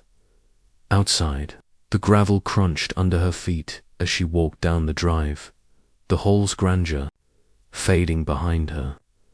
The violin case in the cabinet lingered in her thoughts, not the stolen one, perhaps, but a reminder of how icily such things could be concealed. She thought of Jim Carver, his fallen dreams, and his toolbox, its contents as yet unexamined. She thought of the grey cloth, its coarse weave a silent witness to a hurried act. "A bitter man," she murmured, recalling Lord Ashby's words, "with opportunity and perhaps a plan." Her walk took her back toward the village, where the green was quiet now, the fair's echoes replaced by the ordinary hum of daily life. She passed the bakery, where Mrs. Price was still sweeping, her broom a metronome to her endless chatter. Miss Marple nodded politely, but did not stop, her mind too full of the day's revelations. At her cottage, she settled into her armchair, the familiar view of the green calming her thoughts. The violin, she knew, was not far hidden, perhaps, in plain sight. Jim Carver's shadow loomed larger now, his past and his presence on the stage weaving a pattern that Miss Marple was determined to unravel. As the sun dipped below the horizon, casting long shadows across the village, she felt the quiet thrill of a mystery drawing closer to its truth, one careful stitch at a time. Chapter 7. The fibrous clue. The late afternoon light filtered through the lace curtains of Miss Jane Marple's cottage, casting intricate shadows across her sitting room as she sat by the window, her knitting needles silent for once. The theft of Lord Ashby's rare violin had woven itself into the fabric of St. Mary Mead's daily life, and the village buzzed with theories, each more colourful than the last. Miss Marple, however, was not swayed by the clamour of gossip. Her mind, sharp and disciplined, was fixed on the clues she had gathered: the scuff marks near the stage's trapdoor, the coarse grey cloth snagged on the microphone stand, and the elusive figure of Jim Carver, the stagehand whose past and presence seemed to thread through every whisper of suspicion. The visit to Lord Ashby had added new strands to her mental tapestry, and now, as the day waned, she turned her attention to a single detail: the fibrous cloth that promised to unravel the mystery further. Miss Marple rose from her chair, her movements deliberate, and crossed to a small sewing basket tucked beside the hearth. From it, she retrieved a swatch of grey fabric, a remnant from an old coat she had mended for a neighbour years ago. She held it to the light, her eyes narrowing as she examined its coarse weave, the rough texture of wool worn by use. It was not, unlike the scrap she had seen on the microphone stand, a detail that had struck her as out of place amidst the fair's finer fabrics: Clarabelle's primrose silk, Tommy Pierce's sturdy cotton, Mr. Grayson's polished wool suit. The cloth on the stand was utilitarian, the sort found in a workman's garb, and her thoughts returned, as they so often did, to Jim Carver's frayed grey jacket, its cuffs worn to threads. "A small thing," she murmured, setting the swatch down, "but small things are the hinges of great events." She recalled a case from her youth, when a single thread caught on a garden gate had led to the unmasking of a thief who had thought himself clever. The memory strengthened her resolve, and she resolved to return to the village hall the next day, where Jim's toolboxer, battered, heavy things she had noted during her earlier visit, might yield further secrets. For now, though she turned her attention to the village's pulse, knowing that gossip, like a river, often carried truth in its undercurrents, Miss Marple donned her coat and hat, her appearance that of a harmless spinster out for an evening stroll, though her purpose was far from idle. She made her way to the village shop, where Mrs. Harris, the grocer's wife, presided over a counter laden with jars of sweets and stacks of tinned goods. The shop was a hub of chatter, second only to the post office, and Miss Marple knew it, would be alive with the latest theories about the theft. As she entered, the bell jingled, and Mrs. Harris looked up, her round face brightening. "Miss Marple, come to hear the news, have you? The whole village is talking about that violin." Miss Marple smiled, selecting a packet of tea and settling into her role as listener. "It's quite the mystery," she said, her voice soft.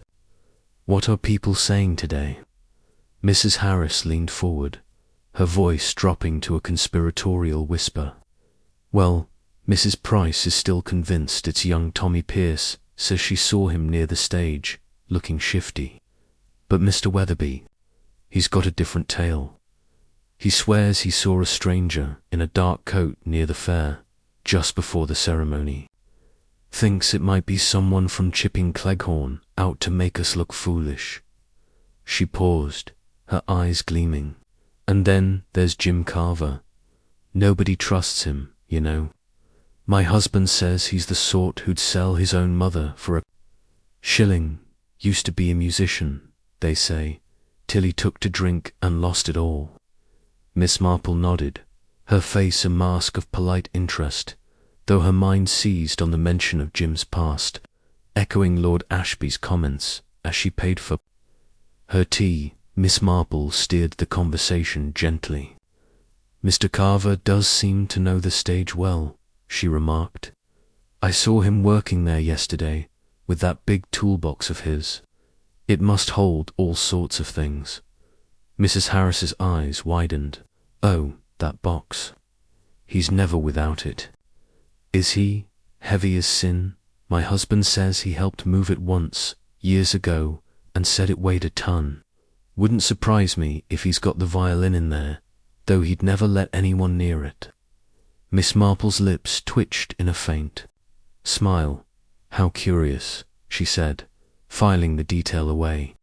"A heavy toolbox, carried with such care, could conceal more than tools perhaps, even a violin case, slim but long, tucked beneath a jumble of hammers and nails, leaving the shop." Miss Marple walked toward the green, where a few villagers lingered, their conversations punctuated by glances at the village hall. The stage was nearly dismantled now, its wooden skeleton a reminder of the fair's fleeting glory. She paused near the hall's entrance, her eyes tracing the path from the stage to the side hatch, where the trapdoor's crawl space emerged onto the grass. The scuff marks she had noted were gone, swept away by the crew's clean-up. But the memory of them lingered, as did the image of Jim Carver's jacket, its grey weave so like the cloth on the stand. She thought of his muttered words, reported by Clara Bell, getting what he deserved, and wondered what resentment drove him. A failed musician, passed over for better things, might see the violin as a symbol of all he had lost, or a means to reclaim it. Her thoughts were interrupted by the sight of Clara Bell herself, hurrying across the green, her face pale and her hands clutching her bag as if it held a secret.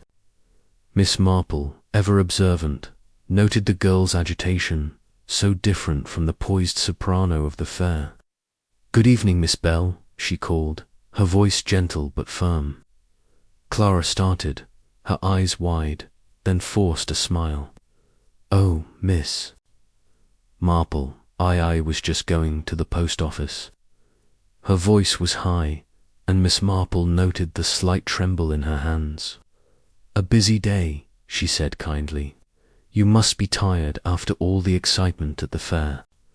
Clara nodded, her gaze flickering to the hall. "It's awful, isn't it?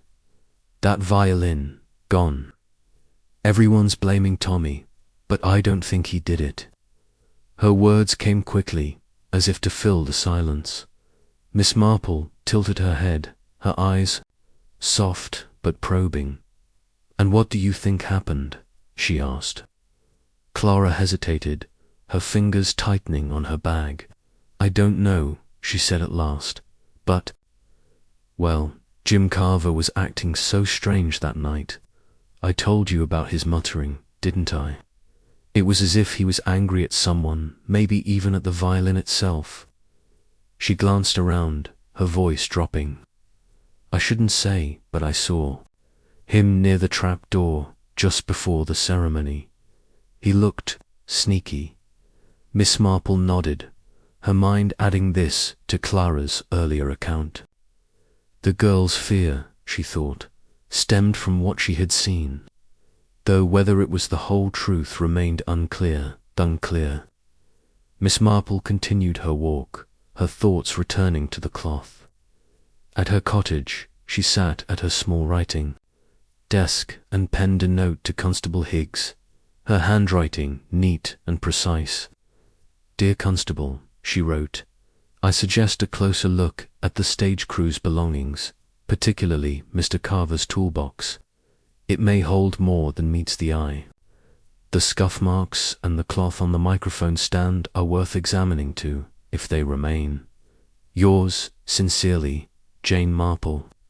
She sealed the note, knowing Higgs would grumble, but likely follow her advice, his respect for her tempered by his pride. As evening fell, Miss Marple settled into her armchair, the village quiet outside her window. She thought of Jim Carver, his toolbox a constant companion, its weight a silent clue. She thought of the grey cloth, its texture a match for his jacket, and the trapdoor, its access known only to those familiar with the stage's secrets. She recalled a story her nephew Raymond had told, of a London thief who hid stolen jewels in a toolbox, thinking it too mundane to be searched. "People overlook the ordinary," she murmured, "but the ordinary is where secrets hide." Her mind turned to the village's gossip, its accusations against Tommy, Clara, and even Mr. Grayson, whose pomposity made him an easy target but an unlikely thief. Clara's nervousness suggested she knew more than she said, perhaps fearing Jim's wrath or her own involvement. Tommy's youth and openness made him a poor candidate for deceit, though the villagers' suspicions weighed heavily on him. Jim, however, was different, a man whose bitterness had festered, whose skills gave him opportunity, whose jacket left a trace. Miss Marple thought of the violin, its delicate beauty hidden somewhere perhaps in that toolbox, nestled among tools that no one thought to check, as the stars emerged above the green. Miss Marple's thoughts grew sharper, her theory taking shape. The cloth was the key, its course with a silent accusation. Jim's past as a musician, his resentment, his access to the stage all pointed to him, but the proof lay in that toolbox, or in the fibres that linked him to the scene. She recalled her visit to the village hall, Jim's guarded answers, his hands never far from his tools. "He thinks himself safe," she murmured, "but he has left too much behind." The evening deepened, the village settling into silence. Miss Marple rose to prepare a cup of tea, her movements slow but her mind racing. The violin was out there, she was certain, and the truth was closer than the village knew. As she sipped her tea, the fibrous clue loomed large in her thoughts, a small detail that promised to unravel the stagehand's shadow. The mystery was not yet solved, but its threads were tightening, and Miss Marple, with her quiet patience, was ready to pull them taut. Chapter 8. The search. The morning mist clung to the fields of St. Mary Mead, draping the village in a soft grey veil that seemed to mirror the lingering unease of the stolen violin. Miss Jane Marple, her felt hat firmly in place and her coat buttoned against the chill, made her way to the village hall, her steps measured but purposeful. The events of the past days, the scuff marks on the stage's trapdoor, the coarse grey cloth on the microphone stand, and the whispered suspicions about Jim Carver had woven a delicate web in her mind, and her note to Constable Higgs, suggesting a search of the stage crew's belongings, was now bearing fruit. She carried a thermos of tea, ostensibly to share with the workers, but her true purpose was to observe, to see what secrets might be uncovered in the hall's dusty corners. The village hall stood at the edge of the green, its brick facade weathered, but resolute, a silent witness to the fair's drama. Inside, the air was thick with the scent of sawdust and old varnish, and the stage, now fully dismantled, was a chaos of planks and ropes. Constable Higgs was already there, his broad figure looming over a stack of crates as he issued orders to 2 young constables, their faces flushed with the importance of their task. Miss Marple paused at the entrance, her thermos tucked under. her arm and surveyed the scene with her usual quiet attentiveness. The workers, a handful of local men, moved with weary efficiency, but her eyes sought Jim Carver, whose wiry frame was bent over a pile of curtains in the corner, his battered toolbox at his side. "Good morning, Constable," Miss Marple said, approaching Higgs with a smile as warm as the tea she carried. "I thought the lads might appreciate a hot drink on such a chilly day." Higgs, his notebook tucked into his pocket, nodded gratefully, though his expression was one of harried determination. "Kind of you, Miss Marple," he said, wiping his brow. "We're turning this place upside down, as you suggested. That violin's got to be here somewhere." Miss Marple's lips twitched in a faint smile, her eyes drifting to Jim's toolbox, its rust-streaked surface catching the light from a high window. "A thorough approach," she said softly, "is always best." As she poured tea into tin mugs, Miss Marple positioned herself near the crates, her gaze never straying far from Jim. He worked with a mechanical focus, his hands quick, but his face set in a scowl that suggested he resented the scrutiny. She noted the grey jacket he wore, its cuffs more frayed than she remembered, one edge noticeably ragged, as if a patch had been torn away. Her mind flashed to the coarse grey cloth on the microphone stand, its texture a silent accusation. Careless, she thought, to wear the evidence so openly. She handed a mug to one of the workers, a young man named Tom, who thanked her with a shy grin. "Any luck with the search?" she asked, her tone idle but her eyes sharp.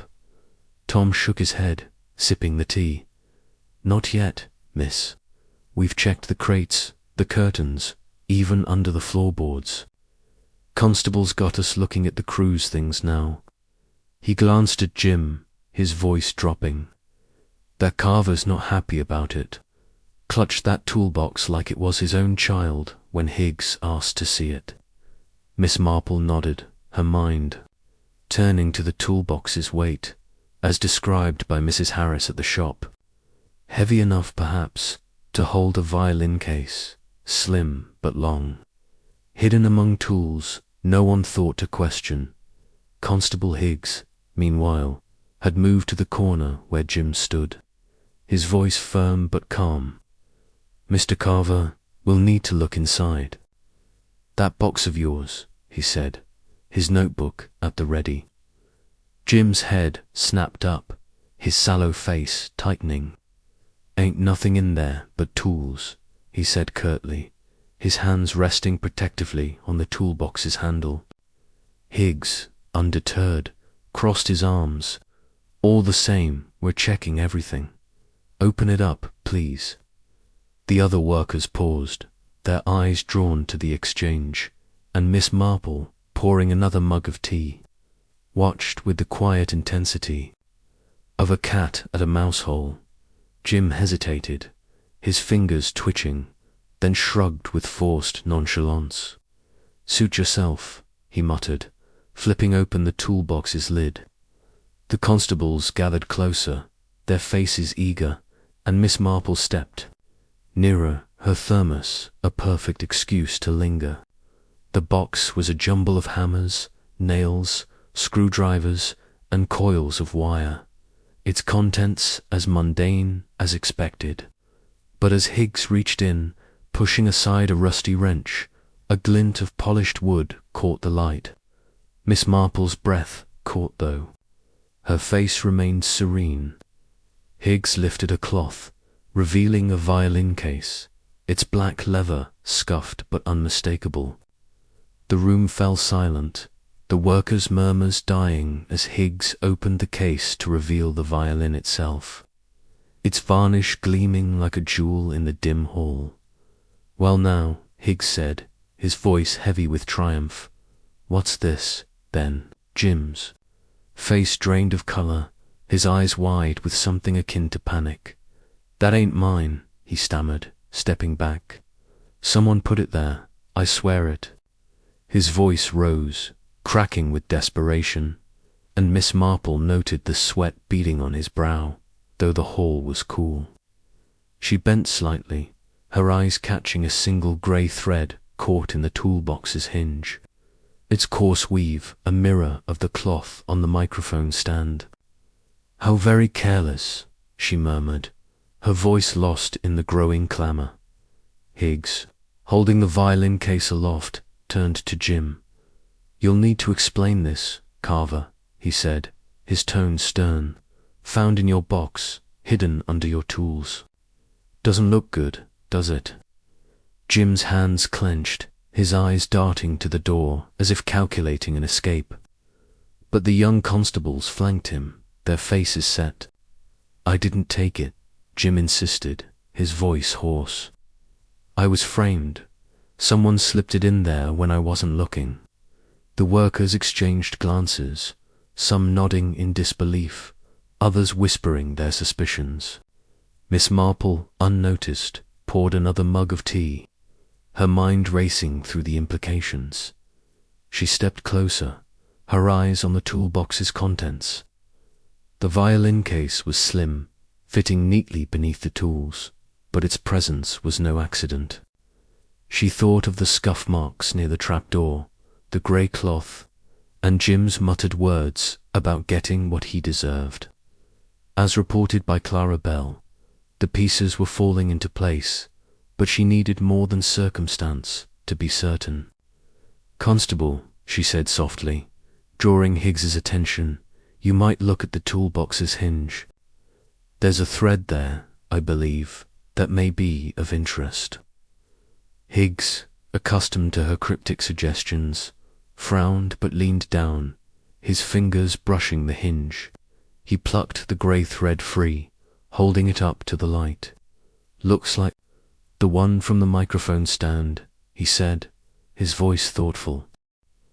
Miss Marple nodded, her expression serene but her mind alight. "It does, doesn't it?" she said. "And perhaps you'll find it matches Mr. Carver's jacket, particularly that frayed cuff."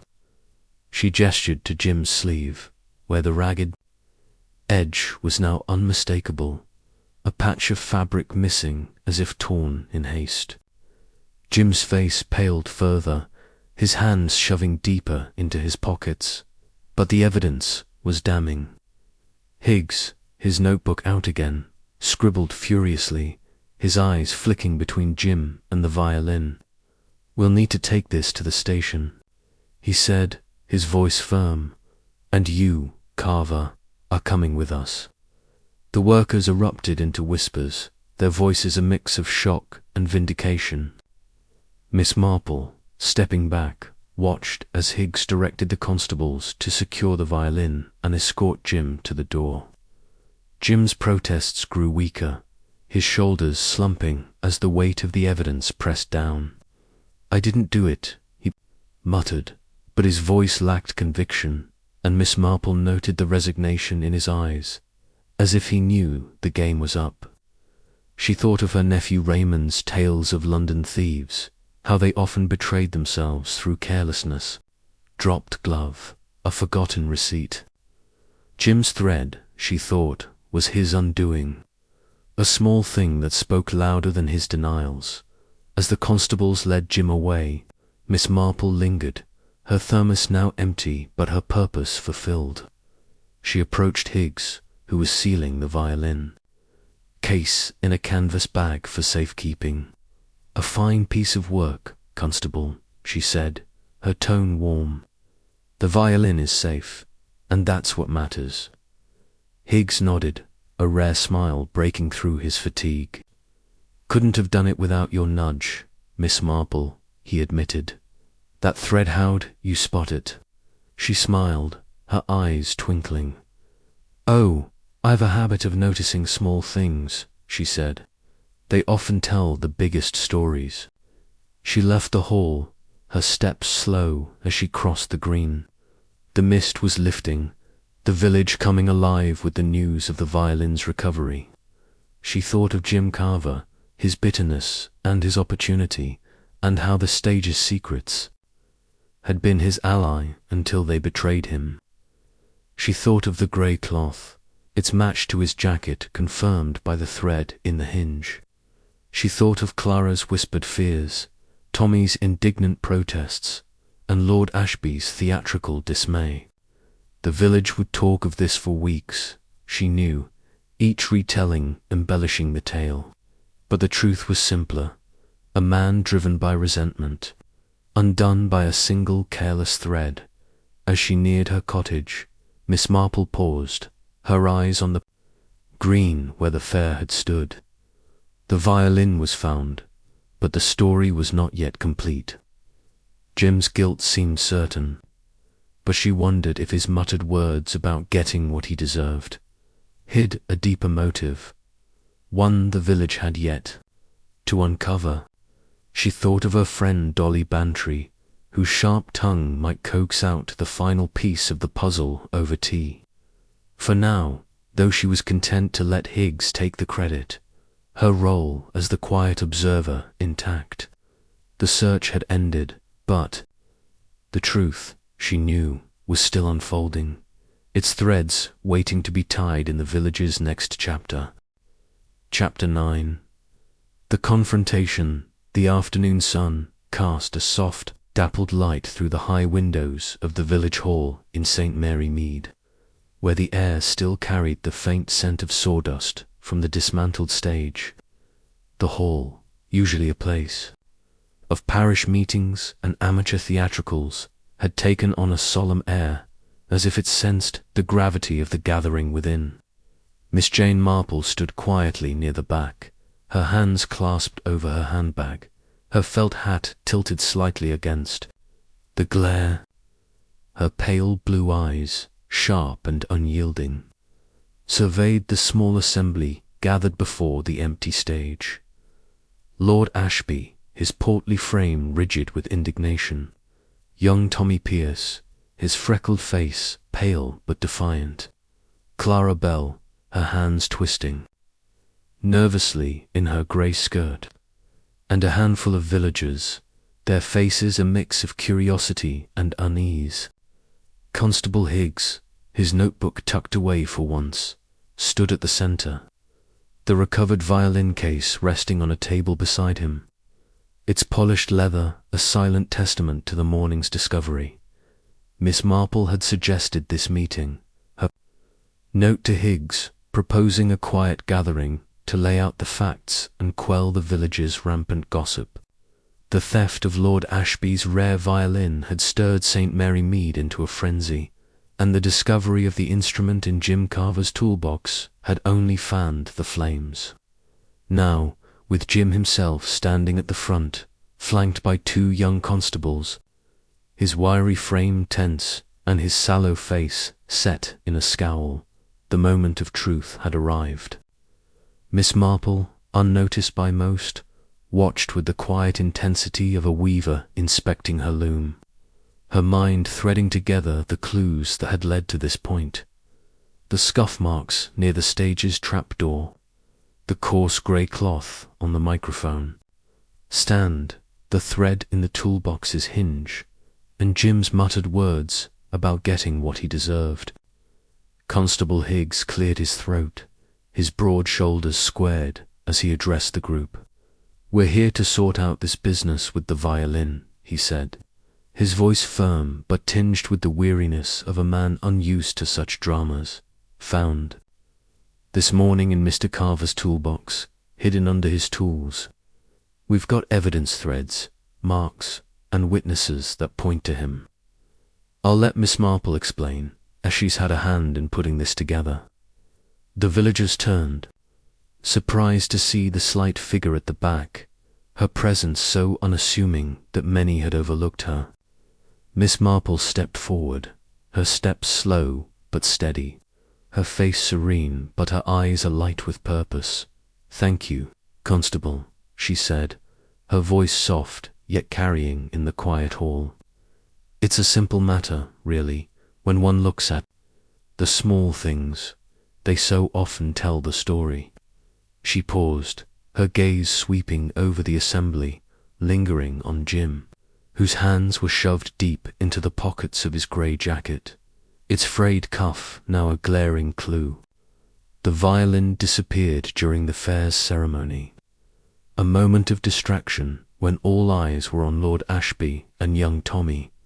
But the stage, you see, has its secret trapdoors and curtains that only a few know well. Mr. Carver, as stagehand, knew them better than anyone. Lord Ashby, his cheeks flushing, interrupted. Outrageous. To think I trusted him with my prize. His voice boomed, but Miss Marple raised a hand, her gesture gentle but commanding silence. Indeed, Lord Ashby, she continued, but let us look at the facts. The stage's trap-door, near the velvet table where the violin rested, showed scuff marks fresh, jagged, as if someone had moved in haste. A scrap of coarse grey cloth was caught on the microphone stand. Not the fine fabric of a performer's costume, but something rougher, like a workman's jacket. Her eyes flicked to Jim's sleeve, and the villagers followed her gaze. A murmur rippling through the room. Jim shifted, his scowl deepening. That don't prove nothing, he muttered, his voice low but defiant. Anyone could have left that cloth. Miss Marple smiled faintly, undeterred. Perhaps, she said, but then we come to the toolbox. A heavy thing, always at your side, Mr. Carver. When Constable Higgs opened it this morning, he found the violin neatly hidden beneath your tools, and in the hinge a single grey thread, matching the cloth on the stand and, I believe, matching your jacket. Higgs held up the thread, sealed in a small envelope, and the villagers leaned forward, their whispers growing louder. Clara Bell, her face pale, spoke up, her voice trembling. I saw him near the trapdoor, just before the ceremony, she said, her eyes darting to Jim. He was acting strange, muttering something about deserving better. I told Miss Marple, but I didn't think. She trailed off, her hands twisting tighter. Miss Marple nodded, her expression kind but probing. You did right to mention it, Miss Bell, she said. It helped us see the pattern. Tommy Pierce, standing straighter now, added, I didn't take it, I swear. I was with the judges, nowhere near that table. His voice was earnest, and Miss Marple's eyes softened, though her focus remained on Jim. Mr. Carver, she said, her tone gentle but unyielding. You knew the stages, every nook and cranny. The trap-door leads to a crawlspace, with a hatch to the grass outside, a perfect route for a swift exit. You were seen near the curtains, muttering words that suggest resentment. And your jacket, I'm afraid, has betrayed you. The missing patch on your cuff matches the cloth we found, and the thread in the toolbox confirms it. She paused, letting her words settle, her eyes meeting Jim's. His face was a mask of defiance, but his eyes flickered with something else, fear, perhaps, or resignation. I didn't do it. Jim burst out, his voice hoarse. Someone planted that violin in my box. I'm no thief.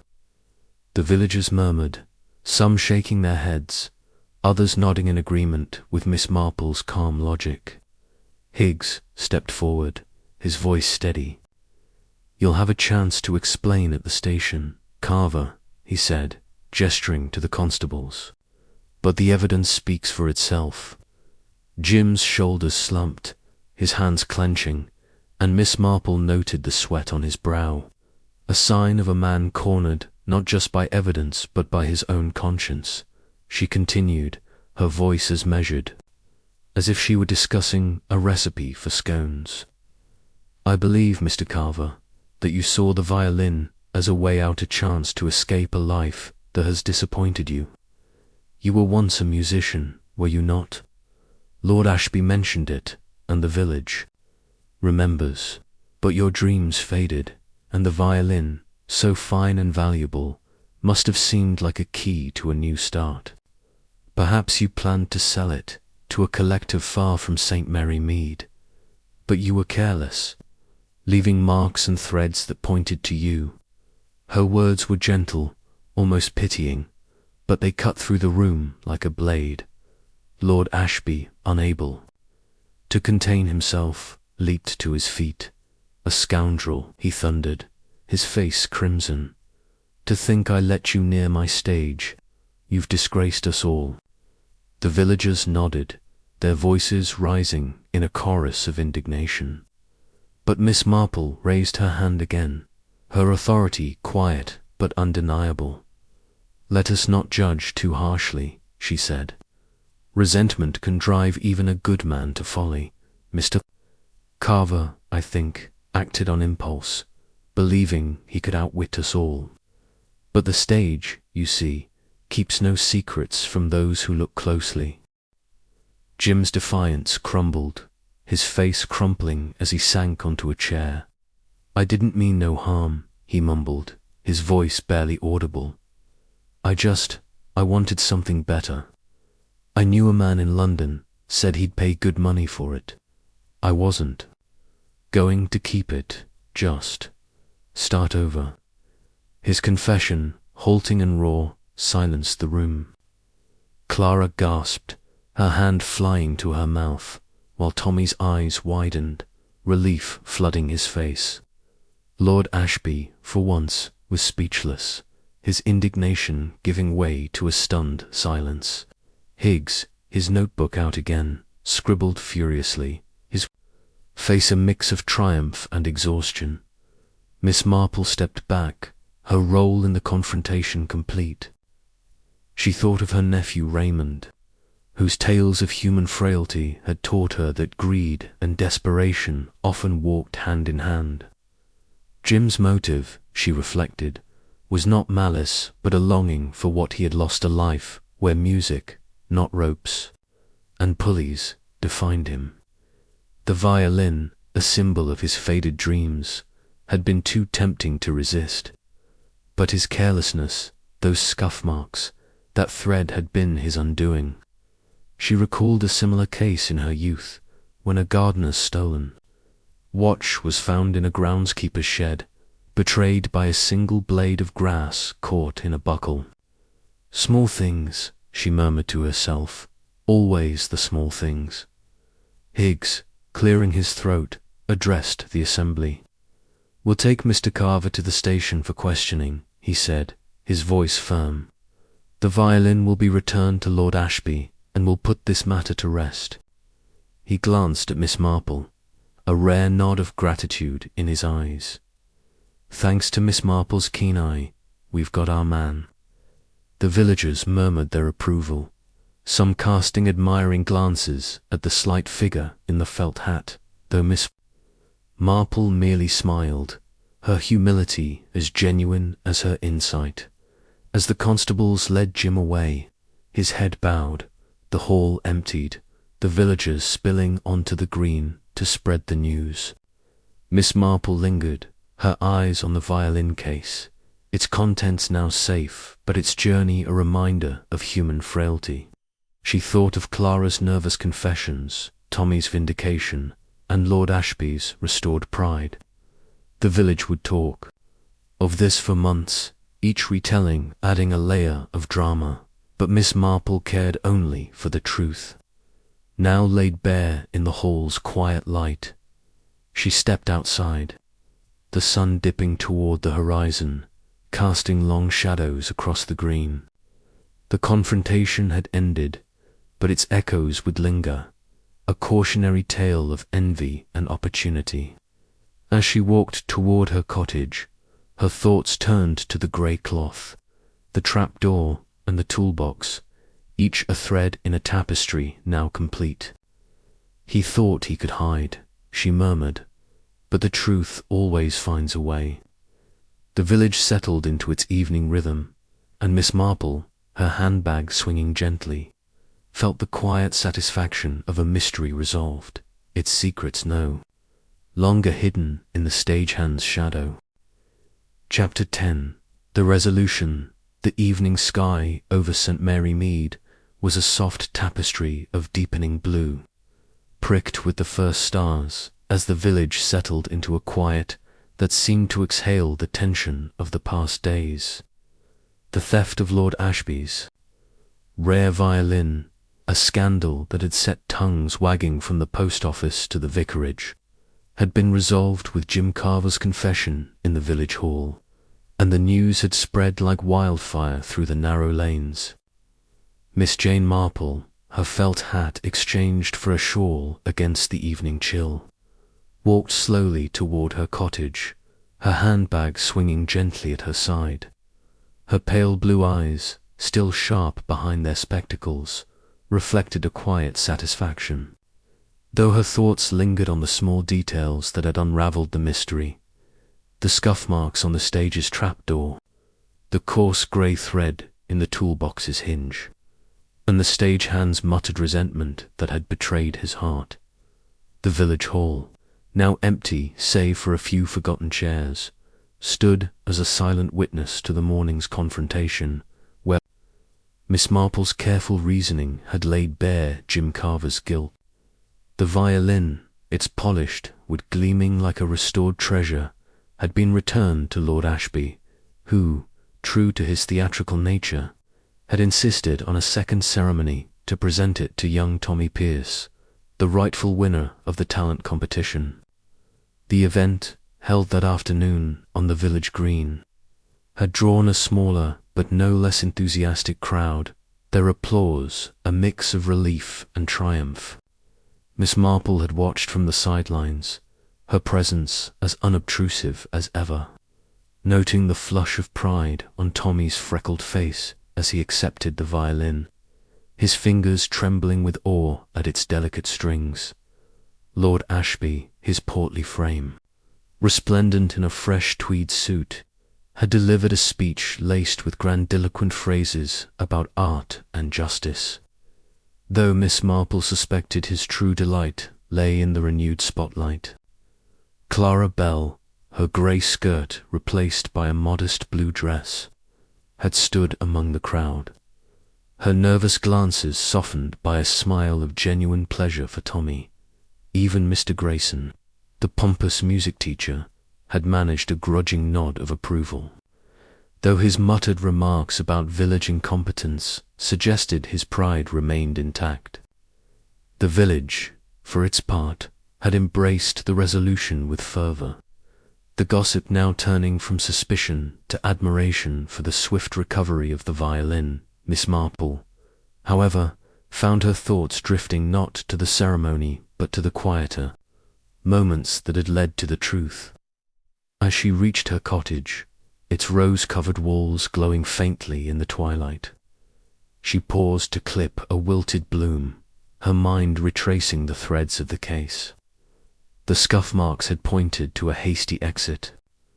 Through the trapdoor, a route only someone like Jim, with his intimate knowledge of the stage, could have navigated unseen. The grey cloth, its coarse weave matching his frayed jacket, had been the first whisper of his guilt, confirmed by the thread in the toolbox's hinge. Clara's hesitant testimony about his muttering, getting what he deserved, had added motive, a glimpse into a heart soured by lost dreams. Jim's confession, raw and halting, had tied the threads together, revealing a man driven not by malice but by a desperate longing for a life he had once imagined. Inside her cottage, Miss Marple settled into her armchair, the familiar creak of the cushions a comfort after the day's events. She lit a small lamp, its glow casting soft shadows across the room, and reached for her knitting, though her needles remained idle as she reflected. The village would embellish the tale, she knew, turning Jim's act into a grand drama of betrayal. But the truth was simpler, as it so often was. Jim Carver, a man who had once played the violin with modest skill, had seen in Lord Ashby's prize a chance to escape his shadowed existencer, ticket to a new start, perhaps through a London dealer who cared little for provenance. His plan, bold yet careless, had unravelled through the small oversights that Miss Marple had learned to seek. A scuff, a thread, a word overheard. Her thoughts were interrupted by a knock at the door, and she rose to find Dolly Bantry, her friend and confidant, standing on the step, her cheeks flushed with excitement. "Jane, you've done it again," Dolly exclaimed, sweeping into the room with her usual energy. "The whole village is talking about how you caught that Carver fellow. I want every detail, don't leave out a thing." Miss Marple smiled, gesturing to a chair and setting the kettle on for tea. "It's hardly my doing, Dolly," she said, her voice mild. The truth was there, waiting to be seen. "I only looked where others didn't." As the kettle hummed, Miss Marple recounted the case, her words measured but vivid. She spoke of the scuff marks, evidence of Jim's hurried escape through the trapdoor's crawl space, and the grey cloth, its weave a silent witness to his presence. She described the toolbox, its weight a clue to its hidden treasure, and the thread in its hinge, a final link to Jim's jacket. Dolly listened, her eyes wide, interrupting only to exclaim at the cleverness of it all. "But how did you know it was him?" she demanded, her teacup poised. Everyone was blaming poor Tommy or even Clara. Miss Marple's lips twitched in a faint smile. "People are predictable, Dolly," she said. "A bitter heart and a moment's greed can unravel even the cleverest plan. Jim knew the stage's secrets, but he didn't know how to hide his own." Dolly leaned back, shaking her head. "And to think he was right under our noses, carrying that violin in his toolbox. What will happen to him now?" Miss Marple sipped her tea, her eyes thoughtful.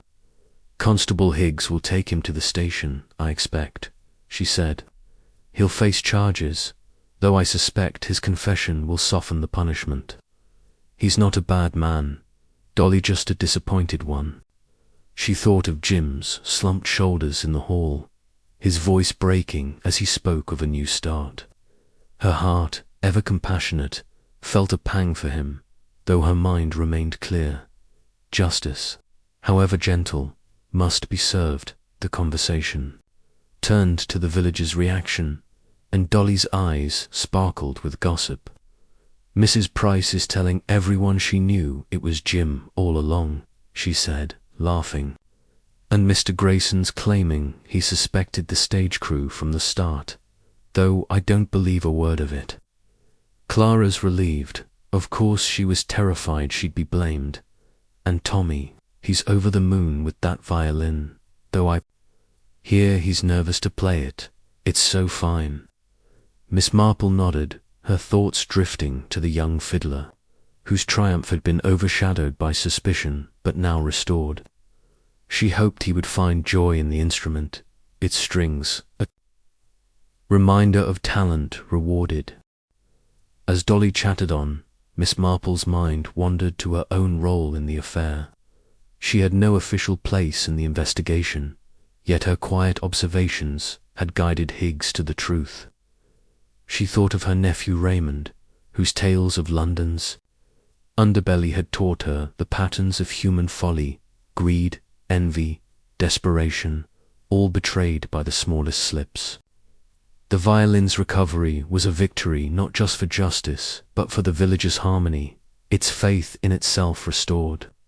She recalled a similar case from years ago, when a stolen locket was found in a maid's sewing box, its hiding place revealed by a single bead caught in a seam. "Small things," she murmured, her voice lost in Dolly's laughter.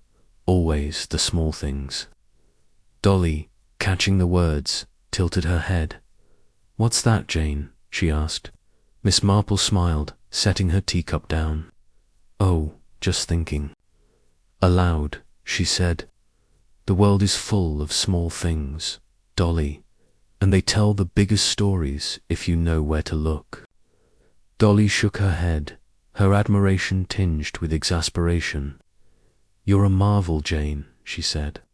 "I'd never have noticed a thread or a scuff mark, You ought to write a book about it. Miss Marple chuckled, her eyes twinkling.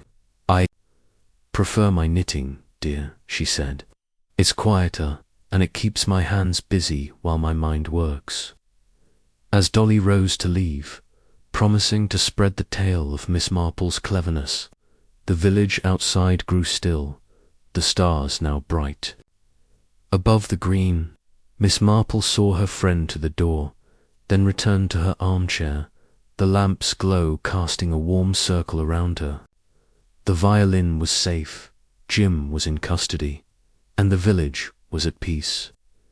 Yet her thoughts lingered on the human heart, its longings, its errors, its quiet redemptions.